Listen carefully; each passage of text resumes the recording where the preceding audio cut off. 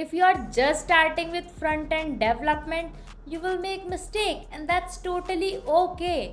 But today I'll help you to avoid some of common mistakes that every beginner front end developer make and how you can fix that. Yes guys, so grab your coffee and tea and let's go. So जो हमारी सबसे पहली mistake है that is skipping the fundamentals. अब कुछ लोग क्या करते हैं कि H T M L C S S JavaScript ऐसे थोड़ा थोड़ा पढ़ ली और मूव कर जाते हैं फ्रेमवर्क्स पे, बूटस्ट्रैप, एंगुलर, रिएक्ट, टेलविंड, इन सब पे। उससे क्या होता है, फिर उन्हें वो टफ लगती है। सो आपको क्या करना है, आपको H T M L C S S JavaScript बहुत अच्छे से स्ट्रॉन्ग करना है। मतलब आपको फ्रेमवर्क्स की हेल्प नहीं लेनी है, लाइक बूटस्ट्रैप की हेल्प नहीं लेनी है रिस्पॉन्सिवनेस के लिए। आपको क्या करना है, रॉ सी एस एस लिखना है हर चीज़ के लिए, तभी आपकी H T M L and C S S J S strong हो पाएगी। राइट, तो आप शुरू में क्या करोगे, पूरा रॉ कोड लिखोगे।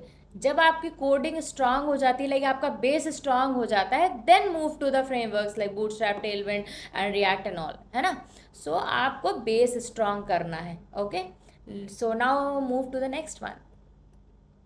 Next one is copy pasting without understanding. Control C control V is favorite command of every developer, which is not wrong also। मतलब ऐसा कुछ गलत नहीं है कि कॉपी पेस्ट कर रहे हो तो नहीं, हर कोई करता है, मैं भी करती हूँ। लेकिन कॉपी पेस्ट करना एंड आंख बंद करके कॉपी पेस्ट करना, you can say that is wrong. अगर आप कॉपी पेस्ट कर रहे हो तो उसको टाइम दो टू एनालाइज दैट कोड कि आखिर ये किस लिए है और इस कोड में क्या क्या मेंशन है, इस कोड से क्या क्या चीज़ें हो रही हैं। अगर रिक्वायरमेंट के हिसाब से उसमें आपको कुछ एडिशनल चीज़ें ऐड भी करनी है तो आप वो भी ऐड कर सको, उस तरह से एनालाइज करना है ना। सो वो अंडरस्टैंडिंग आपको पहले बनानी है, देन आप उसको कॉपी पेस्ट करो, है ना। क्योंकि अब एआई का ज़माना है, हर चीज़ नेट पे मिल जाती है, तो क्यों टाइम वेस्ट करना रिपीटेटिव चीज़ों के लिए जो ऑलरेडी प्रेजेंट हैं। Just focus on complex things, but copy paste करना है दिमाग से। ओके, सो ये मिस्टेक आपको कभी नहीं करनी है।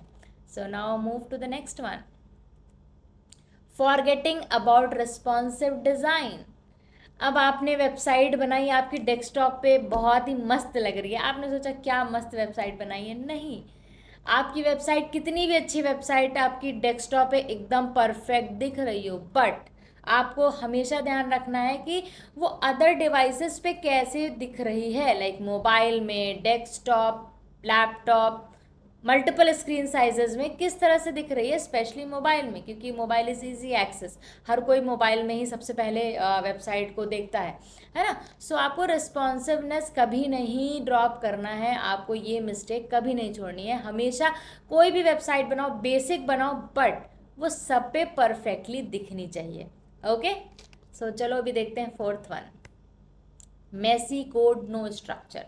अब स्टार्टिंग में हमें पता तो होता नहीं, हम क्या करते हैं कि एक ही डॉट इंडेक्स फाइल बनाई, उसी में HTML भी लिख दिया, उसी में CSS भी लिख दिया, उसी में JS भी लिख दिया, कचड़ा बन गया, खिचड़ी बन गई, है ना। वो खिचड़ी नहीं बनानी है आपको कोड में। आपको क्या करना है, HTML CSS जावास्क्रिप्ट पहली बात तो सेपरेट फाइल रखो, हमेशा उनको इंक्लूड करो, है ना, सबकी एक्सटर्नल फाइल रखो। HTML के कोड में, CSS के कोड में, JS के कोड में प्रॉपर कमेंट्स यूज़ करो, सेक्शन वाइज कमेंट्स यूज़ करो, जिससे कि कोई नया डेवलपर भी आपका कोड देखे तो उसको भी आपको बार बार रीच आउट ना करना पड़े कि भाई ये कोड कहाँ लिखा था, ये किस लिए है, इसकी CSS कहाँ मिलेगी, इसकी JS कहाँ मिलेगी, है ना। सो उसको आपको रीच आउट करना ही ना पड़े, वो प्रॉपरली अंडरस्टैंड कर जाए, वो कितने साल के बाद भी कोई कोड देखता है ना। सो आपको प्रॉपर स्ट्रक्चरिंग कोड की एंड कोड क्लीन रखना है। Okay, so now move to the fifth one, bad file organization. ये स्टार्टिंग में हम ध्यान नहीं देते हैं कि ये भी मैटर करता है, बट या इट मैटर्स अ लॉट। कि लेट सपोज आप कोई प्रोजेक्ट बना रहे हो तो उनकी आप फाइल स्ट्रक्चरिंग कैसे कर रहे हो, लाइक असेट्स के अंदर रख दिया इमेजेस, HTML CSS, है ना, फिर इंडेक्स फाइल रख दी। तो ये मतलब मल्टीपल, जैसे जैसे आपके जितना बड़ा प्रोजेक्ट होगा उतनी सारी फाइल्स होंगी, है ना। जैसे 10 पेजेस हैं तो 10 पेजेस के लिए आप फोल्डर्स अलग से बना सकते हो, उनकी इमेजेस रख सकते हो।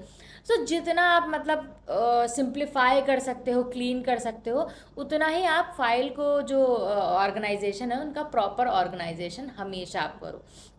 उससे क्या होता है कि आपको भी प्रॉब्लम नहीं होगी, सारी फाइल्स इजीली मिल जाएंगी, सारी फाइल्स एकदम प्रॉपर ऑर्गेनाइज्ड होंगी, मतलब ऐसा नहीं होगा ये फाइल इधर है उधर है ना। सो आपको इस पे हमेशा ध्यान रखना है, आप डे वन से उसको फॉलो करो, फिर आप नहीं करोगे ना तो आपको खुद ही अच्छा नहीं लगेगा, है ना। सो आपको डे वन से ये neat and clean file organization follow करनी है, वैसे तो सारी ही डे वन से करनी है, but yes. So that's it, all set. So यही था, ये मिस्टेक्स आप हमेशा ध्यान रखें, बहुत बेसिक है बट इम्पॉर्टेंट भी है। ओके, एंड आप इसमें से कौन सी मिस्टेक करते हो या फिर आपको ऐसा लग रहा है कि हाँ ये फॉलो करना चाहिए, आप नीचे कमेंट में हमें बता सकते हो। एंड मिलते हैं नेक्स्ट वीडियो में, till then bye guys, keep coding and keep exploring.